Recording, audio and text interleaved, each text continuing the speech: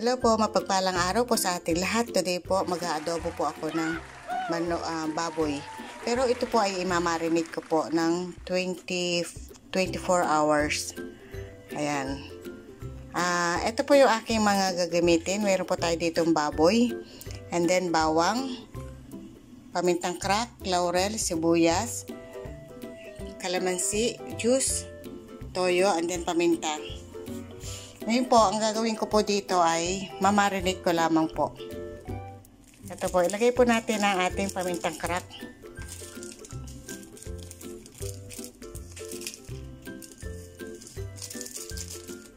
Then maglagay po tayo ng toyo. Lagay po tayo ng bawang. Buhos-buhos lang po yan. Ng sibuyas, laurel, and then ang paminta powder po. Mas masarap po kasi kung isasangkutsan nyo na tapos imamarinate nyo pa. And then ang kalamansi juice po. And then po imekos-mekos nyo.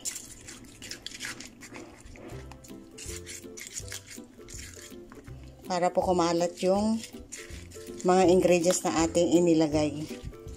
Then, set aside nyo po ito sa ref ng 24 hours para po mas masarap at mas malasa. Yan, mekos-mekos lang.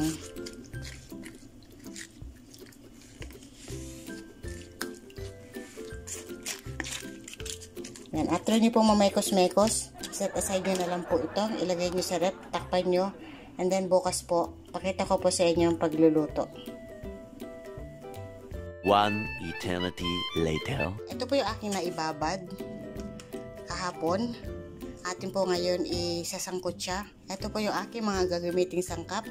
Meron po tayong bawang, sibuyas, pamintang buo, laurel, liquid seasoning, mantika, and then oyster sauce. And then po yung ating toyo na gagamitin at saka po pork cubes. Ngayon po, eto, mainit ng kawali natin. Buhos na po natin itong ating na-marinate.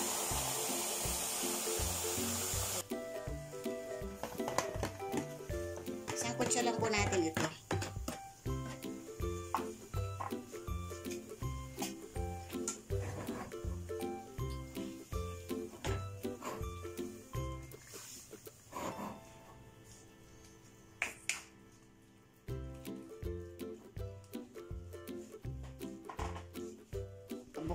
Ito po, buksan natin. Pinapatuyo ko muna po siya para po mas masarap po yung magiging timpla niya. Gawin niyo po ito. Yan. Magiging creamy po yan. Ito na po yung update sa ating niluluto na masarap na adobong baboy. Hintayin po natin siyang matuyo. Takpan po natin ulit. Ito po, buksan po natin. Ayan, natuyo na siya.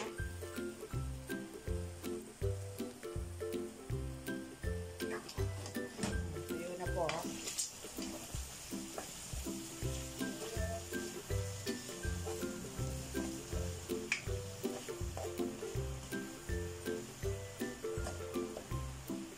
Sarap po. Nagugutom tuloy ako. Tulilaway na po si Mama. Ngayon po, parang pinipirito na po natin ito ngayon.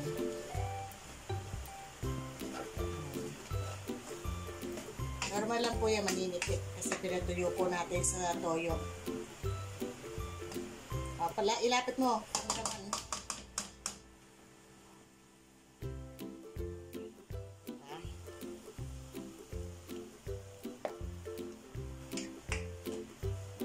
Kaya pa po natin ito na mapirito po. Mapipirito po yan. I-update ko po kayo. Ito po po, atin po siyang, ano na, okay na po ito.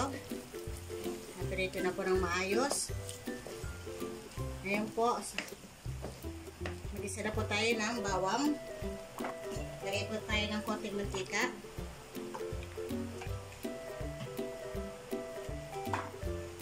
Lagay po natin ang bawang at ang sibuyas. Gawin niyo po ito. Talaga mapaparami ka sa kanin. Sabi, Chok?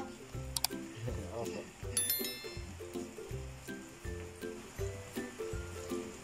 Nakasan na natin ang apoy. Hininaan ko po kanina.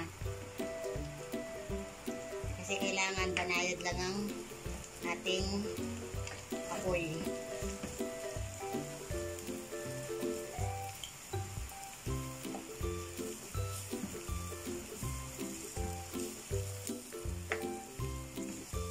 Halo na po natin itong ating baboy.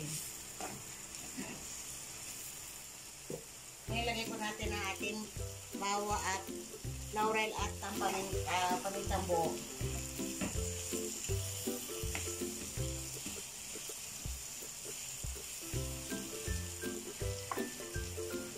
Lagay po tayo ng konting tubig.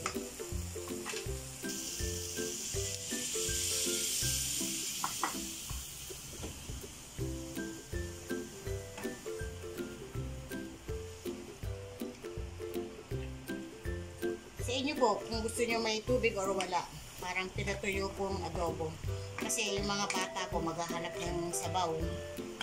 Kaya ako po, naglagay po ako at hintayin rin po natin yan na lumapot. Lagay na po tayo ng liquid seasoning. Yan, lubos ko na. Kunti na lang. Maglagay na po tayo ng oyster sauce.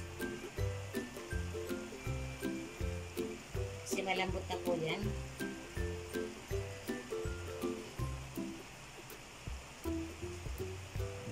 Lubos na rin.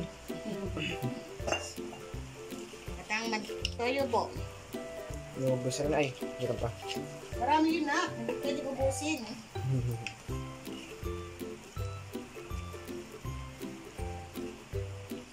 Tikpan ko lang po.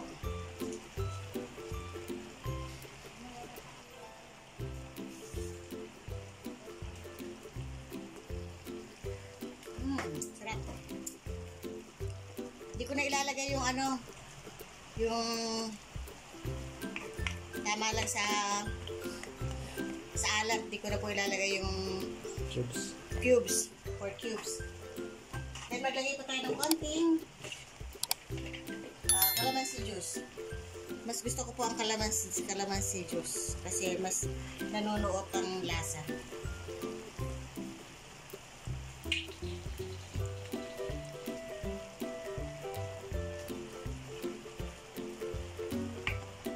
Sarap.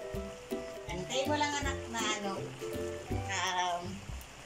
yan ay lumapot ang sabaw. Standby ka lang dyan sa okay na anak. Ayan na po. Nice. Oo, kumukulo. Patayin na po natin ang apoy. Yan. Paano po? Magpapaalam na inyong kakusinerang Lakwat Sera. Na sa inyo po ay lagi nagpapaalala ng stay safe po. God bless po. Bye-bye.